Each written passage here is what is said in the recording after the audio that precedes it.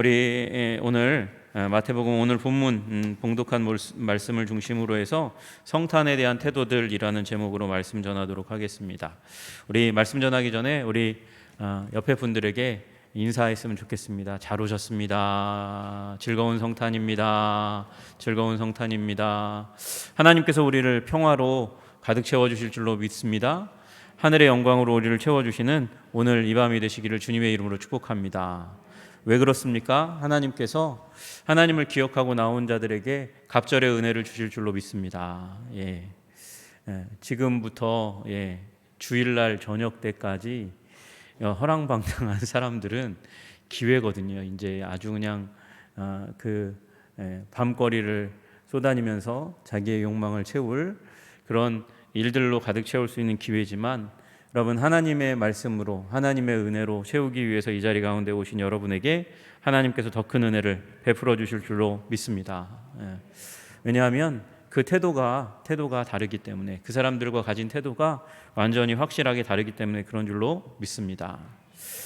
오늘 말씀의 내용은 다른 것이 아니고 동방에서부터 박사들이 와서 당연히 유대인의 왕이니까 유대의 수도 예루살렘에 가면 거기에 아마 왕이 있겠거니, 왕가에서 왕이 태어나는 거니까, 그러니까 왕가에서 왕이 계속 태어나는데 걸출한 왕이 나올 거라고 믿는 거예요. 그러니까 왔죠. 그래서 그 걸출한 왕이 유대인의 왕으로서 세상을 이롭게 할, 온 나라 민족을 이롭게 할 사람으로 그렇게 알아챘기 때문에 온 겁니다. 그래서 왔는데 뜻밖에도 거기에선 아기 탄생의 얘기가 전혀 없었어요. 그래서 묻다 보니까 이제 온통 이 동방으로부터 온 박사들의 소식으로 깜짝 놀랐던 사람들이 이제 답을 찾아 나서다 보니까 대제사장과 그리고 서기관, 백성들의 서기관에게 이제 물으니 거기에서 정보가 나왔습니다. 메시아가 오시면 어디서 날까? 베들레헴입니다. 그래서 베들레헴으로 이제 보내면서 나중에 찾으면 꼭 나를 찾아와서 경배한 너희들이 만난 메시아, 유대인의 왕으로 오신 분을 나에게도 알려줘서 나도 예배하게 해달라, 꼭 그렇게 해달라 그러고 보냈는데, 그래서 만났는데도 불구하고 이들은 꿈 가운데 하나님께서 지시하신 것을 듣고 헤롯에게로 가지 않고 다른 길로 갔다. 이런 내용들이 오늘 본문의 내용입니다. 여러분, 중요한 건 태도입니다. 여러분, 여기에서 보여지는 여러 사람들의 태도가 있습니다. 인류 역사 가운데서도 어떤 사람들 또는 어떤 사안에 의해서 우리가 어떤 태도를 가지냐에 의해서 우리 정치적인 입장 또는 그 나라에서 어떤 위치를 차지하는지의 입장으로 나누어지게 될 수밖에 없습니다. 또 인류 역사도 마찬가지고 한국의 역사도 마찬가지고 어떤 인물이 있고 그 인물에 대해서 어떤 태도를 가지냐에 따라서 사람들이 나뉘고요. 그리고 그 사람에 의해서 시대가 나눠지는 일들이 일어나게 되는 거죠. 여러분, 우리나라 이 역사를, 이 근현대사를 이제 나눌 때 어떻게 나눕니까? 우리 해방 이후의 역사를 나눌 때는 대통령에 의해서 나눌 수밖에 없어요. 중요한 사람들에 의해서 나눌 수밖에 없는 것입니다. 좋든 싫든 그렇게 나누는 거예요. 여러분, 인류의 역사도 마찬가지입니다. 중요한 사건이나 사람에 의해서 그렇게 역사를 나눕니다. 우리 인류의 역사의 21세기는 2001년 시작했다고 얘기하지만, 그러나 그 분기점이 되는 사건은 아무래도 이 9.11 테러가 아닐까 생각이 됩니다. 여러분, 그렇게 중요한 사건들에 의해서 한 시대가 종결되고 한 시대가 시작되는 거예요. 그래서 19세기가 끝나고 20세기가 시작되는 것도 세계 1차 대전으로, 딱 시기가 그렇게 구분되지 않고 세계 1차 대전으로 그렇게 시기를 나누는 일이 많습니다. 마찬가지입니다. 인류의 역사도 어떤 중요한 사람에 의해서 분기점이 만들어집니다. 여러분, 석가모니가 태어났어요. 그가 큰 인물이기 때문에 그를 기억하는 사람들이 많이 있습니다. 여러분, 무함마드라는 사람도 태어나서 그래서 역사 가운데 큰 획을 지었기 때문에 그 사람으로 인해서 시대가 나뉜다고 생각하는 사람들이 많습니다. 그러나 전 세계가 공통적으로 받아들이는 시간의 구분은 AD와 BC로 그렇게 나누어집니다. Before Christ, 예수 그리스도 이전과 아노 도미니, 예수 그리스도 그분의 해, 오신 그 해를 기점으로 해서 AD, 그렇게 해서 시대가 구분되는 거죠.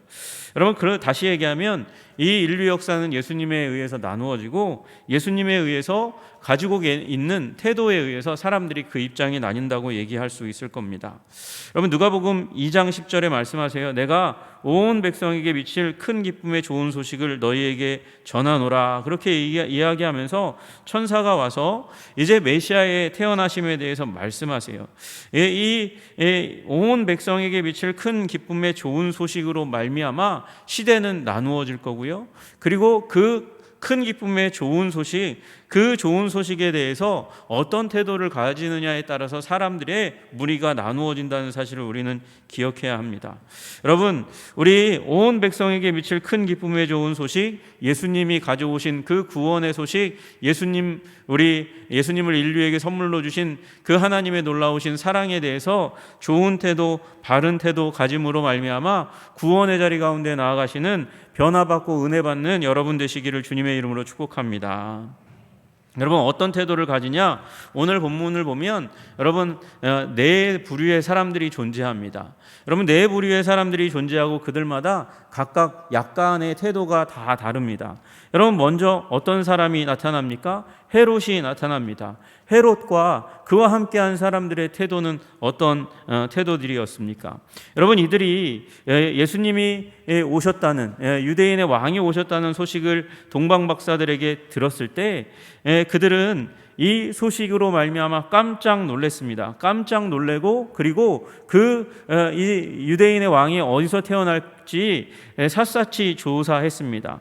그게 1절과 2절의 내용이에요. 헤롯 왕 때에 예수께서 유대 베들레헴에서 나심에 동방으로부터 박사들이 예루살렘에 이르러 말하되 유대인의 왕으로 나시니가 어디 계시냐? 우리가 동방에서 그의 별을 보고 그에게 경배하러 왔노라. 여러분 그렇게 이 유대인의 왕으로 나신 이 아기인 그분을 경배하러 왔다고 얘기하니까 이 헤롯과 그리고 헤롯과 함께한 사람들이 어떻게 여기냐 하면 유대인의 혈통에서 나신 왕의 탄생은 자기의 정치적인 입장의 위협이라고 여겼습니다. 그래서 조사합니다. 유대인의 대제사장과 백성들의 서기관들을 모아서 어디서 태어날 건가 정보를 모았습니다. 알려달라고 얘기했습니다. 그리고 그 말을 듣자마자 그 이야기를 동방박사들에게 알려주고 꼭 자기에게 알려달라고 그 아기에 대한 정보를 넘겨달라고. 여러분 그때 아마 오면 내가 당신에게 큰 상을 주겠습니다. 보상을 해줄 테니 꼭 나를 들려주시오. 그렇게 얘기했을 거예요. 여러분 그런데 그들이 이 동방의 박사들이 꿈의 천사들의 얘기를 딱 듣고 나서 헤롯에게로 돌아가지 않습니다. 그러고 나니까 16절에 보니까 헤롯이 박사들에게 속은 줄 알고 심히 노하여. 속은 줄 알고. 아이고 되게 웃긴 거예요. 속이려고 했잖아요. 누가 속이려고 했어요? 헤롯이 속이려고 했어요. 뭐라고 얘기했어요? 나도 가서 그에게 경배하려 하노라 그렇게 얘기했잖아요. 속이려고 한 사람이 속았다고 지금 화를 내는 거예요. 화를 내고 그리고 나서는 자기의 정치적인 입지를 결코 위협받지 않도록 하기 위해서 어떻게 합니까? 베들레헴과 그 모든 지경, 베들레헴과 그 인근 지역에서 사내 아이 박사들에게 자세히 물어본 그때를 기준으로 해서 2살부터 그 아래로 다 싸그리 죽여버리는 일이 일어나게 됩니다. 그러니까 아이들을 유아 사례를 베푸는 거예요. 여러분 헤롯이 어떤 사람입니까? 폭군입니다. 암살과 숙청에 능한 사람이에요. 자기의 지위를 유지하기 위해서는 사람들 죽이는 그것을 조금도 거리낌 없이 행하는 사람, 칼을 드는 사람이었습니다. 그래서 베들레헴과 그 인근의 아이들을 다 죽이는 일이 일어나는 것입니다. 여러분 그래서 메시아에 대한 예수 그리스도에 대한 태도를 적대적으로 가지니까 그는 그 날들을 예수님이 오신 날 그날을 기념하는 날을 가장 인류 역사 가운데 비극적인 날 가운데 하나로 만들어 버리는 것이죠. 베들레헴과 그 인근의 땅을 살육의 땅으로 만들어 버리는 것입니다. 왜 그랬습니까? 탐욕으로 더러워진 심령 때문에 그런 것입니다. 여러분 복된 소식이죠. 하늘에는 하나님께 영광이요, 그리고 이 땅에는 하나님께 기뻐하심을 입은 자들 중에 평화의 시기가 바로 이 성탄을 기념하는 시기입니다. 그러나 여러분, 이 시기에 더러운 탐욕으로 그렇게 얼룩진 사람들은 이 복된 시기를 저주의 시기로 만들어 버리는 것입니다. 여러분, 헤롯은요 역사 가운데 탁월한 정치적인 감각을 가진 정치인이다, 이렇게 평가하는 사람들도 있어요. 그리고 예루살렘을 성전을 중심으로 해서 건축 사업으로 예루살렘 도시를 중흥시킨 인물로 기록하는 사람도 있습니다. 그러나 그는 왕위에 오르자마자 최고 법정인 산헤드린을 해산시키고 300여 명의 의원들을 살해하고 부인, 자기의 아내 미리암도 살해하고 장모도 죽이고 두 아들까지도 권력을 나누지 않기 위해서, 자기 권력을 꼭 쥐기 위해서 죽이는 폐륜의 사람이었습니다. 왜 그렇습니까? 여러분, 그는 권력욕, 탐욕으로 더러워진 심령 때문에 하나님이 인류 가운데 주신 가장 큰 선물이 세상 가운데 임하는 이 성탄의 시기 가운데 살육의 잔치를 벌이는 아주 악한 일을 행하는 왕이었습니다. 탐욕이 사람을 멸망으로 인도하는 것입니다. 여러분, 따지고 보면 인류의 조상인 아담과 하와를 망친 것도 바로 이 탐욕입니다. 선악과를 볼 때 먹음직도 하고 보암직도 하고 지혜롭게 할 만큼 탐스러운지라, 탐스럽다는 것은 탐욕이 그 마음 가운데 있어 그 열매를 보니 그 열매를 먹고 싶어 견딜 수가 없는, 소유하고 싶어서 견딜 수가 없는 마음의 상태에 이르렀다는 것입니다. 그리고 하나님의 말씀을, 하나님의 뜻을 거역하고 만 것이에요. 여러분, 오늘날도 많은 사람들이 하나님을 만나지 못하는 이유, 하나님을 만났음에도 불구하고 등을 돌이켜 그리고 세상 길로 가는 이유가 무엇입니까? 부패한 마음 때문입니다. 탐욕으로 눈이 어두워져 있기 때문에 그렇습니다. 그러면 하나님이 우리에게 들어오실 틈이 없는 것입니다. 여러분, 마음이 청결한 자는 복이 있나니 예수님께서 팔복 가운데 꼽으세요. 여러분, 탐욕으로 더럽혀지지 않아야 복이 있는 자가 됩니다. 그래야 하나님을 볼 수 있다고 말씀하시는 거예요.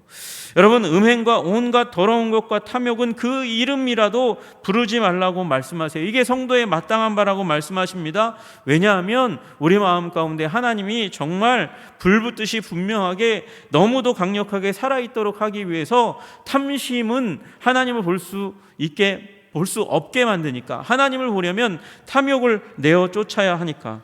여러분, 이 성탄의 시기에 욕심을, 탐욕을 버리고 얼룩지지 않고 하나님만 순전하게 바라보실 수 있는 여러분과 제가 되기를 주님의 이름으로 축복합니다.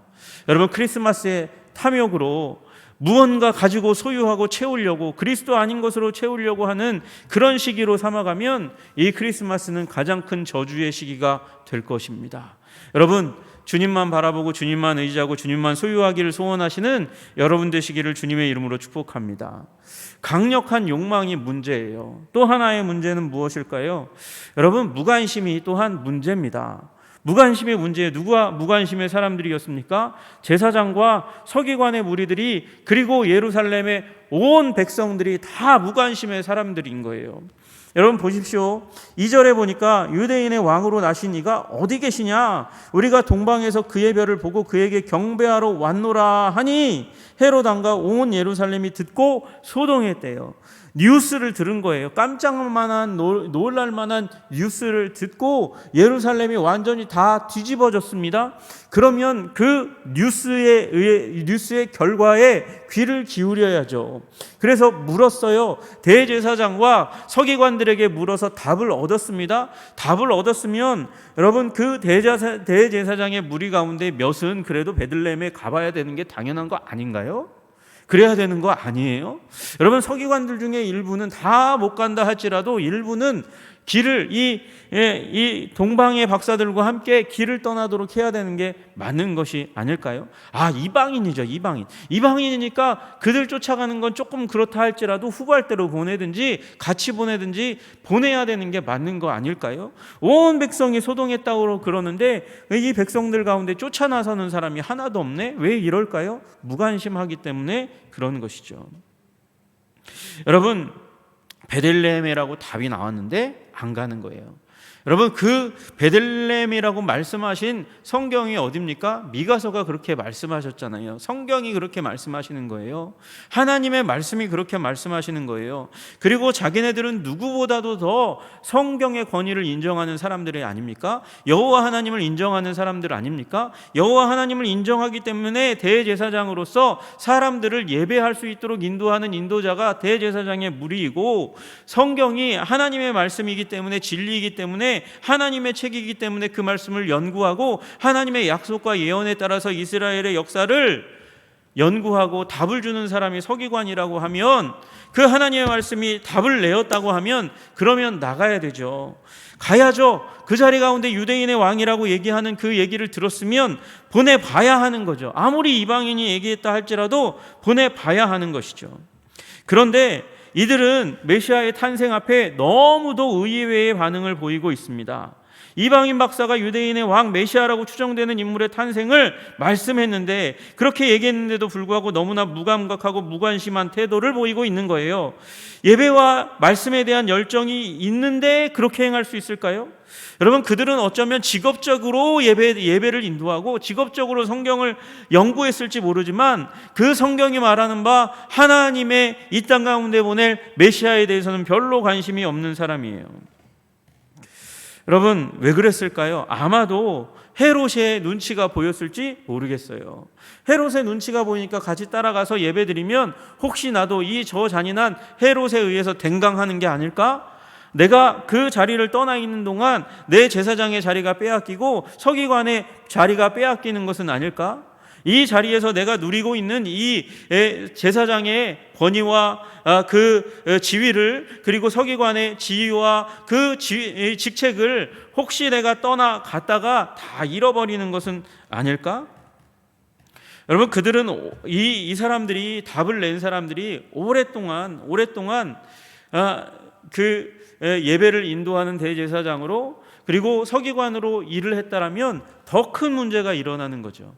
아니, 갓 서기관으로 이제 입사했다면, 그리고 제사장으로 입사했다면, 그러면 좀 그래도 책임이 경감되겠지만, 여러분, 대제사장의 무리잖아요. 서기관 중에서 오랫동안 서기관의 일을 맡아 충성한 사람들이 있잖아요. 그 연조가 있는데, 그 세월이 있는데도 불구하고 자기 직분에는 충성할 줄 알아도 성경이 말씀하시는 그 말씀에는 불성실한 모습을 보인다면 그들이 정말 하나님을 믿는 사람일까? 우리는 질문해봐야 하는 것이죠. 여러분, 마찬가지입니다. 우리가 혹시 교회를 다니면서 하나님의 말씀에 대해서 그런 거지 뭐, 교회에 대해서 교회는 그런 거지 뭐 그런 거지.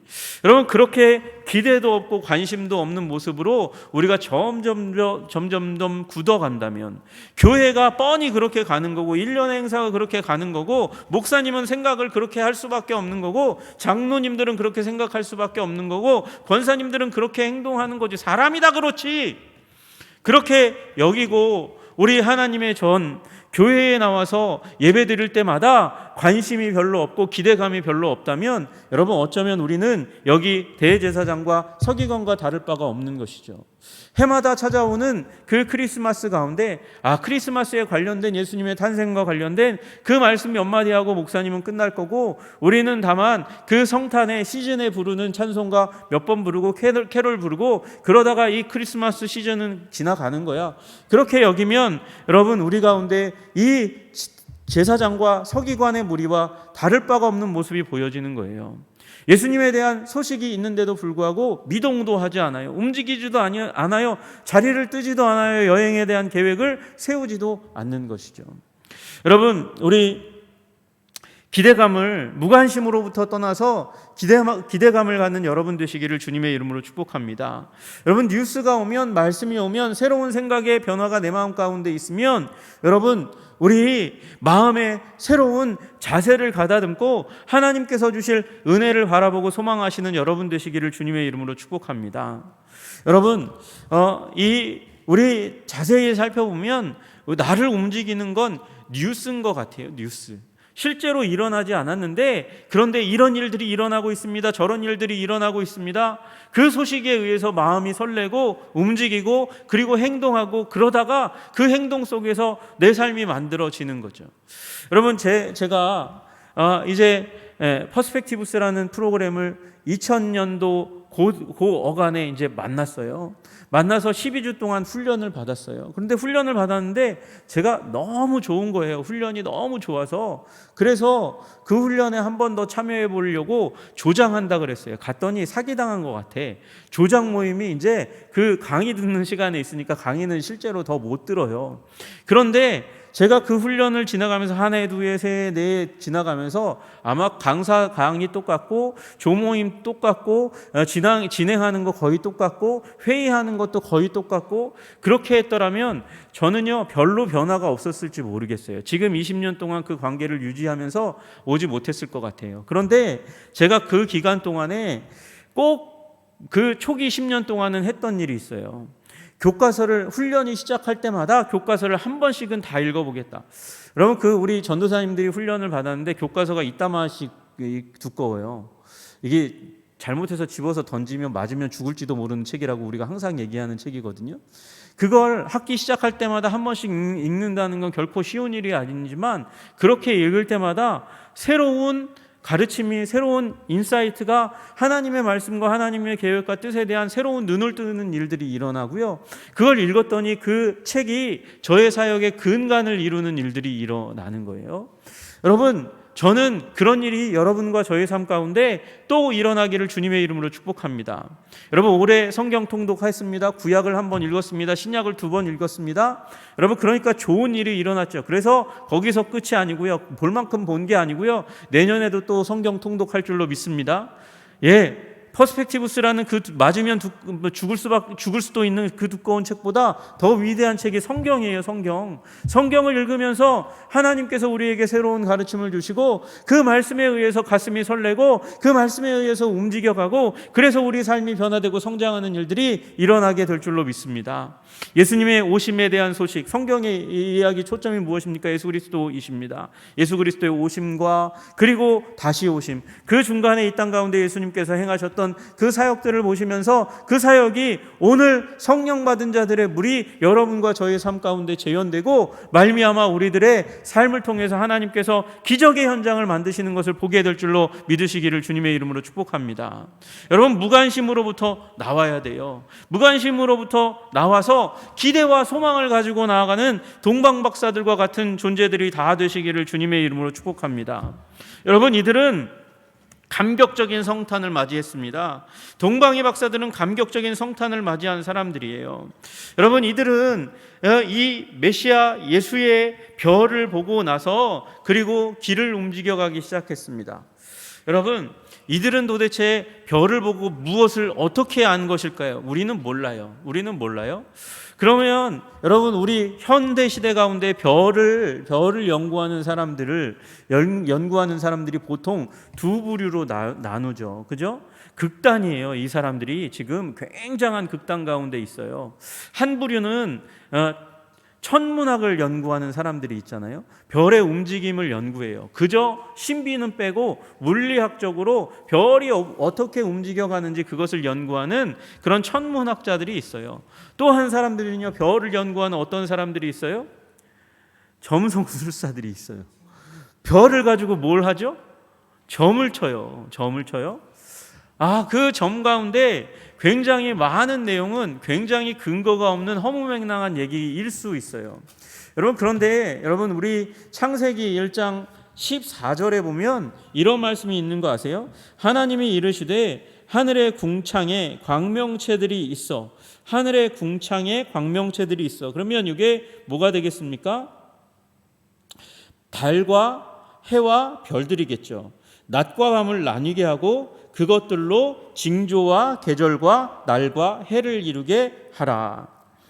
여러분 우리 해와 달과 별을 통해서 맨 먼저 뭘 나눠요? 날과 해를 나누라. 그러니까 밤낮 낮이 구분되어지는 거고 365일 지금 우리가 얘기하는 해 1년이 정해지는 일들이 일어나고 계절, 사계절이 봄, 여름, 가을, 겨울이 나누어지는 일이 일어나요. 그리고 그 앞에 정말 중요한 무언가가 하나가 딱 있어요. 징조가 있어요. 징조.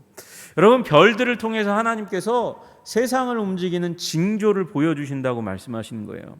그러니까 천문학과 점성술의 그 어디 중간쯤에 하나님이 원하시는 메시아, 유대인의 메시아로 태어나시는 그분을 드러내는 별이 있다는 것을 나타내기에 충분할 만큼의 어떤 별을 연구하는 그 중요한 학문이 존재할 수 있다는 가능성에 대해서 이미 말씀하시죠. 아마 동방에서 왔으니까 이들은 별을 굉장히 깊이 연구하는 사람들이었을 거고, 여러분, 별은 우리가 생각하는 것보다 굉장히 훨씬 더 신비함을 갖추고 있습니다.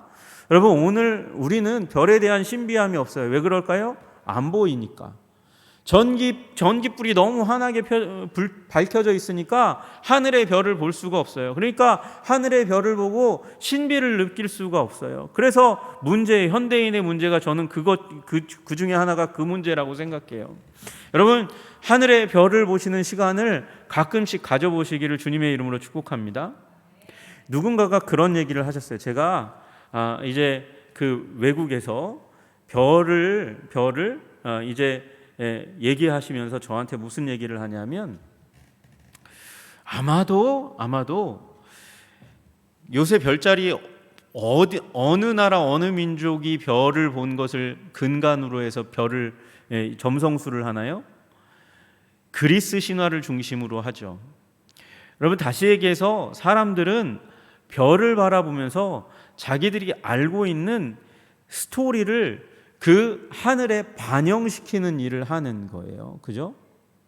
그러니까 그리스 신화의 많은 내용들이 별자리에서 따서 별자리에다가 이렇게 상징으로 저거 별자리 무슨 별자리, 처녀 별자리, 물병자리, 쌍둥이 자리 뭐 어쩌고저쩌고 만들어서 그걸 중심으로 해서 그리스 전통에서 별을 보는 일이 서양 중심으로 일어나고 있는데, 오히려 더 그 고대에 하나님께서 창세기에 말씀하셨던 그 스토리, 특별히 뱀을 짓밟는 여인의 후손에 대한 스토리를 오히려 하나님께서 헤브라이즘 세계 가운데 심어주시지 않았을까? 그 맥이 끊어졌기 때문에 우리가 잘 알지 못하지만 그런 얘기를 하시는 분이 있어요. 저는 타당한 얘기라고 생각해요. 어느 정도. 그리고 동방의 박사들은 어떤 사람이냐?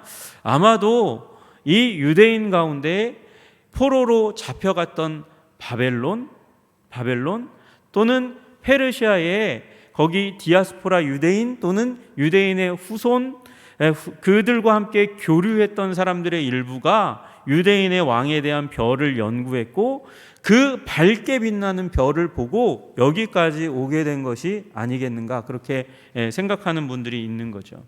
여러분, 여기 보시면 본문의 9절에 박사들이 왕의 말을 듣고 갈새, 왕의 말을 듣고 갔어요. 어디로 가고 있어요? 베들레헴으로 가고 있어요. 여러분, 그들이 동방에서 떠나오다가 별을 상실했어요. 상실하니까 어디로 갔어요? 예루살렘으로 간 거예요. 별의 지시가 없으니까 예루살렘으로 간 거예요. 근데 예루살렘에서 어디로 가라 그래요? 베들레헴으로 가라 그래요. 베들레헴으로 가다가 왕의 말을 듣고 가다가 무슨 일이 일어났어요? 문득 갑자기 알지 못하던 그 상황, 알지 못하다가 분명하게 깨닫는 어느 순간이 오게 된 거예요. 보던 그 별이 문득 앞서 인도하여 가다가 별이 갑자기 안 보이는 시기가 있다가 갑자기 그 별의 지시를 받고 가는 거예요. 그러니까 한번 헨리에생처럼 지나간 그런 별이 아니라 천체의 아마 운행일 거예요. 그걸 뭐 얘기하는 분들이 있으니까 여러분이 유튜브에서도 한번 찾아보실 수 있을 것 같아요. 여러분, 어쨌든 그 별의 지시를 받고 갔어요. 아마 예수님이 태어나시고 나서 어느 정도의 시간이 지났던 것 같아요. 여러분, 지금 이 동방의 박사들이 갔을 때 그때 거기에 예수님이 말 구유에 누워 있지 않았어요. 말 구유에 누워 있지 않고 여기 집에 있다고 되어 있어요. 11절에 집에 들어가 아기와 그 어머니 마리아가 함께 있는 것을 보고 구유에 누워 있지 않아요. 그러니까 출산하고 약간의 시간이 지났던 것 같아요. 사람들이 썰물처럼 가고, 그래서 후발주자로 와서 예약할 수 없었던 그 상황 가운데서 집을 예약하고 이제 마구간을 벗어났던 그 자리였던 것 같아요. 여러분, 동방의 박사들이 몇 명이에요? 몇 명이에요? 몇 명 왔어요? 네? 3명이요. 알 수 없어요. 왜 그러냐면 여기 3명이라고 쓰여지지 않았어요. 성경에는 3명이라고 쓴 적이 없어요. 다만 선물이 3가지일 뿐이지. 황금과 유향과 모략이 워낙 고가품이에 비싼 거예요. 그래서 한 사람이 하나를 준비했다? 안 그럴 것 같다고 얘기하는 사람들이 많은 거예요. 오히려 여러 사람이 돈을 모으고 모아서 그 3가지 선물을, 값진 선물을 하나님 그 유대인의 왕으로 오신 분에게 준비했다. 그래서 여러 사람이 왔을 가능성이 많다는 거예요. 여러분, 그들이 올 때에 왜 그 먼 길을 떠나왔을까요? 기대감이 있기 때문에.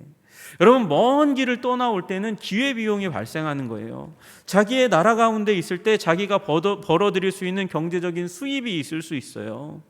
여러분, 그리고 그들은 그 먼 길을 떠나오면서 자기 아내와 가족과 생리별해야 되는, 어느 시간까지는 헤어져야 하는, 그래서 귀중한 시간, 추억을 쌓을 수 있는 시간을 포기해야 하는 일이 일어나는 거예요. 여러분, 그들이 그 길을, 먼 길을 떠나오는데도 불구하고 그들은 경제적인 수입을 담보할 수 없는 상황 가운데 오는 거예요. 오히려 이 여행의 길의 가운데서 여행을 잘못하다가는 강도를 만날 수 있고요, 병을 만날 수 있고요, 맹수의 공격을 받을 가능성도 있는 것이죠. 경제적인 그런 손해를 떠나서 신변의 위협이 있을 수 있는 일도 발생할 수 있는 그 먼 길을 떠나서 온 거예요. 국경을 넘어서 온 거예요. 그 광야를 넘어서 온 거예요. 왜요? 그들은 그럴 만한 가치가 있다고 여겼기 때문에 그런 거예요. 자기 나라, 자기 민족의 왕도 아니고 유대인의 왕인데 그걸 뭘 하러 보러 오겠어요. 유대인의 왕이 인류 역사 가운데 위대한 영향력을 미칠 뿐이기 때문에, 그래서 그 먼 길을 오는 것이죠. 기대감을 가지고 오는 거예요.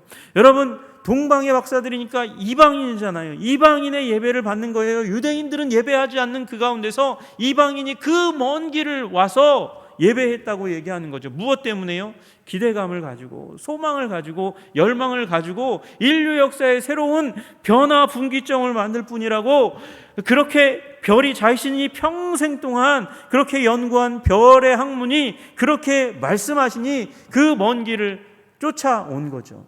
여러분, 아이러니하지 않습니까? 하나님이 주신 우리 이 특별 계시인 하나님의 말씀을 가지고도 메시아를 찾아 나서지 않는 사람이 있는 반면에, 일반 계시, 우리가 그렇게 비하하는 일반 계시, 하나님이 하나님의 존재 정도를 드러내는 그 일반 계시의 영역 가운데 있는 사람이 연구하다가 이 별은 틀림없이 유대인의 왕일 뿐만 아니라 인류 역사 가운데 위대한 영향력을 끼칠 왕이니 그를 경배하러 우리는 그 고국의 땅, 나의 고향의 침실을 버리고 그 이익의 자리를 버리고 튼튼한 자리를 버리고 나는 먼 길을 떠나 유대인의 왕을 경배하러 가겠다. 여러분, 그 결정이 결코 쉬운 결정이 아니죠. 여러분, 기대감을 가지고 자기의 것을 내려놓고 헌신할 수 있는 마음, 여러분, 그 마음이 있을 때 비로소 성탄의 계절이 가치 있고 아름답고 생명과 기쁨으로 넘치게 되는 줄로 믿으시기를 주님의 이름으로 축복합니다. 여러분, 성탄을 예수님을 그렇게 대하시는 여러분 되시기를 소망합니다.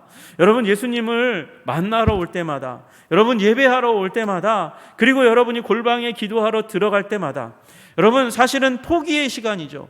골방에 들어갈 때 다른 사람들은 코미디를 볼 수도 있고요, 그리고 이 좋은 시간을 가질 수도 있어요. 그럼에도 불구하고 그 시간들을 포기하고 사람들이 생각하기에는 이상하게 여기는 시간, 어떻게 보면 무미건조하게 보이고 기도하다 보면 목이 상하고 또는 무릎이 상할 수밖에 없는 그 자리 가운데 아낌없이 기대감을 가지고 나아갈 수 있는 사람이 되는 건 결코 쉬운 일이 아닙니다. 사람들은 맛있는 저녁을 먹을 수 있고 좋은 사람과 즐거운 시간을 가질 수 있는 그 약속을 이 저녁이 있는 삶 그렇게 강조해서 그렇게 사람을 만나러 즐거움을 추구하며 나아갈 수 있는 그 시간에 하나님을 만나러 볼 것도 없는 교회에 와서 그렇게 말씀을 잘 전하는 것 같지도 않은 목사 앞에 앉아가지고 있는 게 여러분 결코 쉬운 일이 아니죠. 여러분, 그러나 하나님께서 그런 사람들의 마음 가운데 반드시 만족함으로 채워주실 줄로 믿으시기를 주님의 이름으로 축복합니다. 기도하면 기도의 응답을 주시는 하나님이신 줄로 믿으시기를 주님의 이름으로 축복합니다. 여러분, 그 하나님을 만나는 사람, 기대감을 가지고 그리고 그 손해를 감수하는 사람들에게 하나님은 위대한 일을 이루시는 거예요. 여러분, 그 일을 이루기 위하여 기대와 소망을 가지고 나을 뿐만 아니라 하나님의 일이 하나님의 일 되도록 하기 위해서 또한 자신의 삶을 완전히 쏟아붓는 사람도 있는 거죠. 완전히 쏟아붓는 사람도 있어요. 하나님께서 나를 사용하시도록, 나의 존재를 사용하시도록, 내 존재가 땅에 떨어지는 한이 있더라도 하나님께서 나의 존재를 사용하셔서 영광 받으시도록 하는 사람이 또 있습니다. 만약에 이 사람이 없다면 그 앞에 세 부류의 사람도 별로 필요 없는 거예요. 여러분, 이 사람이 누굽니까? 마리아와 요셉과 같은 사람이죠. 마리아와 요셉과 같은 사람들은 어떤 사람입니까?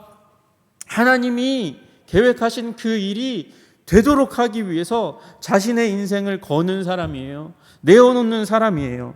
여러분, 우리 누가복음에 보시면 천사가 나타나서 처녀가 잉태하여 아들을 낳으리라 그렇게 말씀하셨어요. 그리고 그게 너라고 얘기하는 거예요, 마리아에게. 여러분, 마리아가 이 말을 받아들이기가 너무도 힘들었을 거예요. 결혼을 앞두고 있는 처녀로 볼 때는 이건 하늘이 무너져 내리는 소리입니다. 남편과 관계를 갖지 않았는데, 약혼자와 관계를 갖지 않았는데 내가 잉태한다고? 아기를 갖는다고? 이 수태고지를 받는 건 결코 쉬운 일이 아니에요. 율법으로는 돌에 쳐 맞아 죽는 그런 형벌을 받아도 말 한마디 할 수 없는 그런 상황입니다. 그런데 마리아가 어떻게 행동합니까? 주의 계집종이 오니 말씀대로 내게 이루어지이다. 여러분, 동방의 박사들은 기대함을 가지고 손해를 무릅쓰고 위험을 무릅쓰고 먼 길을 떠났죠. 그런데 이 마리아가 없으면 안 되는 거예요. 안 되는 거예요. 요셉이 없으면 안 되는 거예요. 자신을 들여서 십자가를 지는 거예요. 사명의 길을 걷는 거예요. 하나님이 일하시는데 내가 도구가 되겠습니다. 내가 하나님의 일하심의 통로가 되기를 원합니다. 나를 사용하여 주시옵소서. 그렇게 자신의 삶을 내어드리니 여러분, 마리아의 인생, 사실은 하나님의 아들 예수 그리스도를 출산했지만, 그러나 예수님이 30세 되기까지 예수님은 숨어있는 존재였고요. 그리고 30세가 되어 세례를 받으시고 사역하며 나아갈 때는 노심초사 첫째 아들을 바라보면서 가슴이 두근두근하고 무너져 내리고 눈물 나고 아프고 괴로운 시간을 가졌을 거예요. 여러분, 그러나 하나님께 내어드리는 거예요. 모르고서가 아니라 알면서도 내어드리는 거예요. 자기가 얼마나 위험한 지경에, 곤란한 지경에 있을 걸 알지만 그러나 내어드리는 것이죠. 여러분, no pain, no gain이라는 말이 있잖아요. 고통이 없으면 그러면 얻는 것이 없는 거예요. no cross, no crown이라는 말이 있어요. 여러분, 십자가가 없으면 그러면 면류관도 없는 거예요. 여러분, 예수님께는 십자가가 없으면 no cross면 no resurrection이죠. 예수님의 부활이 없는 거예요. 십자가가 있으니까 부활이 있고, 십자가의 길을 걸어가신 예수님을 따라서 걸어가니까 우리에게 면류관이 약속되어 있는 줄로 믿으시기를 주님의 이름으로 축복합니다. 여러분, 우리가 그래서 이 성탄의 계절에 최소한 두 가지 태도는 버려야 되는 거죠. 무관심 또는 나의 욕망을 채우려는 그런 태도로부터 멀어져야 하는 것이에요. 최소한 하나님께서 말씀하시는 것, 일으키실 일에 대한 기대감을 가지고 나아갑니다. 그것이 그 자리에 나아가는 일이 손해의 일이라 할지라도 내가 나아가겠습니다. 주님, 나의 마음을 붙잡아 주시옵소서. 나의 태도를 붙잡아 주시옵소서. 또 더 나아가서 하나님, 내가 하나님 사역의 도구가 되기를 원합니다. 하나님이 일하시는 우리 인류 가운데, 세상 가운데 복을, 은혜를 쏟아부어 드리는 그 하나님의 사역 가운데 내가 통로가 되기를 원합니다. 하나님, 나를 디딤돌 삼아서 그래서 나를 짓밟고서라도 하나님께서 하나님의 일을 이루어 주시옵소서. 여러분, 그렇게 기도할 수 있는 그런 태도를 가질 수 있는 여러분과 제가 되기를 주님의 이름으로 축복합니다. 여러분, 무관심은 가정을 무너뜨립니다. 교회를 무너뜨립니다. 세상을 무너뜨리는 거예요. 여러분, 자기 욕망을 채우려 하는 것은 세상을 지옥도로 만드는 것입니다. 헤롯처럼 그렇게 세상을 살육의 현장, 하나님의 기쁨의 소식이 가득한 그곳을 살육의 현장으로 만드는 것이 우리의 탐욕, 욕망입니다. 그러나 여러분, 우리 기대의 마음을 가지고 나아올 때, 또 하나님의 은혜의 통로요, 도구요, 디딤돌로 우리 자신을 사용하여 주시옵소서. 그리고 나아올 때 세상은 우리를 통해서 은혜를 맛보게 될 줄로 믿으시기를 주님의 이름으로 축복합니다. 더 큰 하나님의 만족 가운데 우리가 들어가게 될 줄로 믿습니다. 그러니 기대합시다. 그리고 헌신합시다. 그렇게 헌신하고 기대하고 가정 가운데 나아가서 십자가의 길을 걸어간다면 우리의 가정 무너져 있을지라도 회복시키시는 하나님의 은혜가 임할 줄로 믿습니다. 우리 희생하기로, 헌신하기로 결단하는 여러분과 제가 되기를 주님의 이름으로 축복합니다. 여러분, 우리 교회가 성장하기를 원합니다. 그러나 성장하기만 원하면 그건 욕망의 표출과 다를 바가 없는 거예요. 주님, 우리가 성장하여 우리 지역사회와 지방회와 교단과 민족에 기여하는 교회가 될 수 있도록 주님 도와주시옵소서. 세상이 변화되고 더욱더 나아지는데 우리가 도구가, 통로가 될 수 있도록 그렇게 헌신하기를 원합니다. 희생하기를 원합니다. 그 성탄의 정신, 이 땅 가운데 우리에게 복 주시기 위해서 희생하신 그 예수님의 모습을 따라서 우리가 성탄의 예수님께 세상에 대해서 자세를 갖추고 그리고 반응하기 시작하면 하나님께서 우리를 통하여 위대하고 아름다운 일을 세상 가운데 베풀어 가실 줄로 믿습니다. 예수님의 탄생 가운데 우리가 보여드려야 될, 취하여야 될 합당한 자세를 드릴 수 있는 여러분과 제가 되기를 주님의 이름으로 축복합니다. 기도하겠습니다.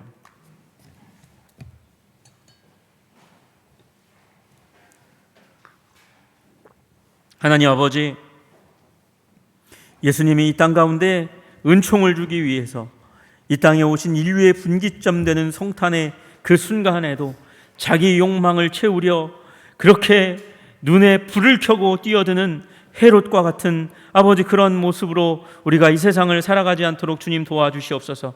하나님의 은혜를, 하나님의 말씀을 그렇게 하나님, 우리 이 제사장과 백성들의 서기관처럼 그렇게 무관심하게 주님의 은혜에 대해서, 하나님 나라의 일에 대해서 그렇게 태도를 취하지 않도록 우리를 붙들어 주시옵소서. 하나님, 하나님이 하실 일, 말씀이 말씀하시는 것에 대해서 기대와 소망을 가지고 반응할 수 있도록 주님 도와주시옵소서. 우리 모두가 또 오히려 더 하나님이 일하시는데 내가 통로가 되기를 원합니다. 도구가 되기를 원합니다. 주님, 그렇게 결단하는 우리 한성의 백성들 다 될 수 있도록 주님 우리를 붙들어 주시옵소서. 예수님 이름 받들어 기도드리옵나이다. 아멘.